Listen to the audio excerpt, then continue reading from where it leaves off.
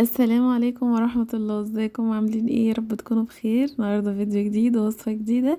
هنعمل مع بعض الكبدة، الفطار الرسمي لأول يوم العيد ان شاء الله. كل سنة وانتم طيبين وربنا يعود علينا الأيام يا رب بالخير كده.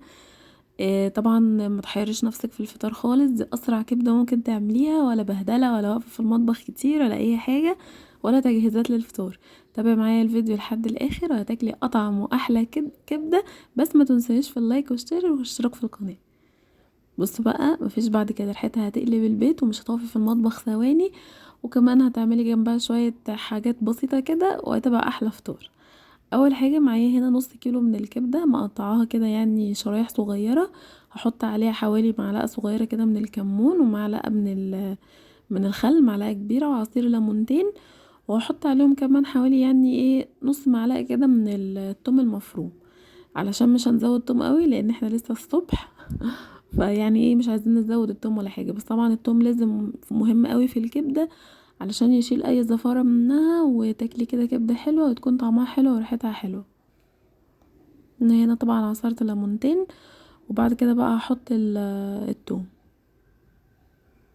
وهقلبهم كويس قوي. هي الميزة فيها ان هي مش بتتركن ولا حاجة، ممكن تعمليها على طول، ممكن تركنيها يعني شوية صغيرين مثلا مسافة ما هتقشري بطاطس، هتجهزي حاجة جنبها يعني تعملي الطحينة. بقلبها بقى كده كويس قوي تاخد من بعضها في المكونات دي، وبعد كده بقى ممكن ابدأ فيها على طول، وممكن اركنها كده زي ما قلت لكم.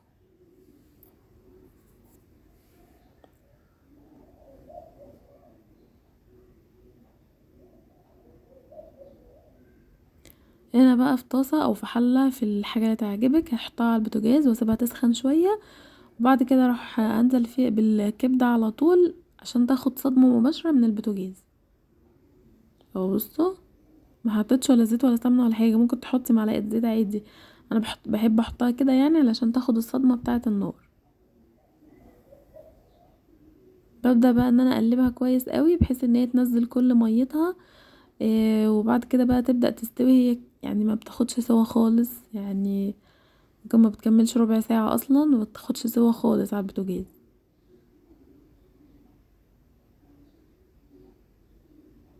بسيبها بقى لحد ما يبدأ ان لونها كده يتغير معايا شوية، وبعد كده ببدأ بقى اضيف عليها المكونات بتاعتها. انا هنا ما عملتهاش ببصل، هي كبده اسكندراني من غير بصل خالص. ضفت بقى عليها هنا فلفل اخضر وفلفل الوان، ممكن تكتفي بالفلفل الاخضر بس. انا ضفت عليها فلفل اخضر والوان، يعني كده نوع من الالوان كده، بحب انا الالوان الكتير في الاكل يعني. طبعا قيمه غذائيه عاليه وشكل جمالي حلو. بعد كده بقى بقلبها بحيث ان هي يعني ايه، الخضار يستوي مع الكبدة، يعني ما بياخدش سوا اصلا، لازم كده تكون قرمشة الفلفل باينة. حطيت بقى هنا رشة كده من الكزبرة، وبعدين رشة من الملح المبهر، وطبعا الاهم الكاري. وبعد كده بحط رشة فلفل اسود، ممكن يعني تستغني عنها او ممكن تحطي بدلها شطة. بعد كده هنا عصير ليمونتين.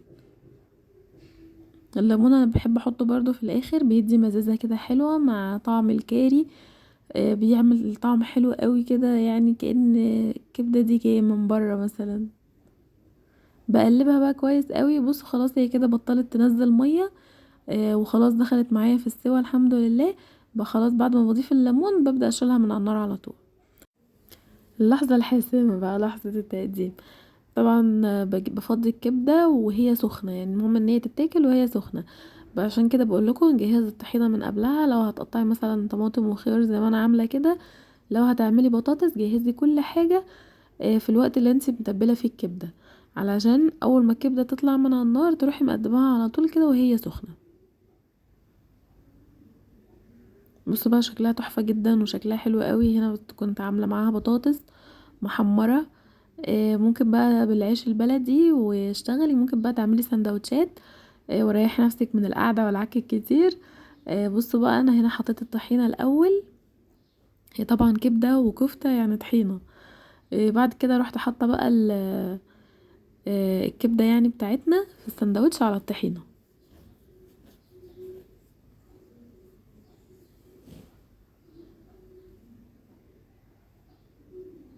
ممكن تعمليها سندوتشات عادي، وممكن بالعيش البلدي بقى بتاعنا المعروف الحلو ده.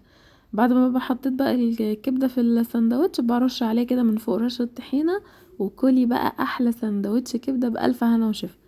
طعمه تحفه جدا. بصوا مفيش بعد كده، جمال وحلاوه واكله سريعه جدا، وما خدتش منك اي مجهود، وهتعملي كده وانتي واقفه الصبح في المطبخ. حتى انت ممكن مثلا تعمليها قبل ما تروحي تصلي، وترجعي من الصلاه يا دوب كده على التسخين مثلا او على التجهيز على طول، يعني تبليها من قبل ما تمشي وجهزي حاجتك قبل ما تمشي، وارجعي مش هتكملي 10 دقايق في المطبخ ان شاء الله. كبده تحفه جدا، فطار سهل قوي سريع جدا. مفيش بعد كده. يا رب يكون الفيديو عجبكم، يا رب تكونوا استفدتوا منه.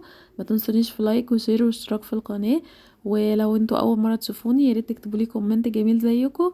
ان شاء الله نتقابل على خير في فيديو جديد. بس احب اقول لكم كل سنه وانتم طيبين، وعيد سعيد علينا وعليكم يا رب. ان شاء الله ربنا يعود علينا الايام بخير، وكل سنه وانتم طيبين. ان شاء الله نتقابل على خير في فيديو جديد ووصفه جديده. سلام عليكم.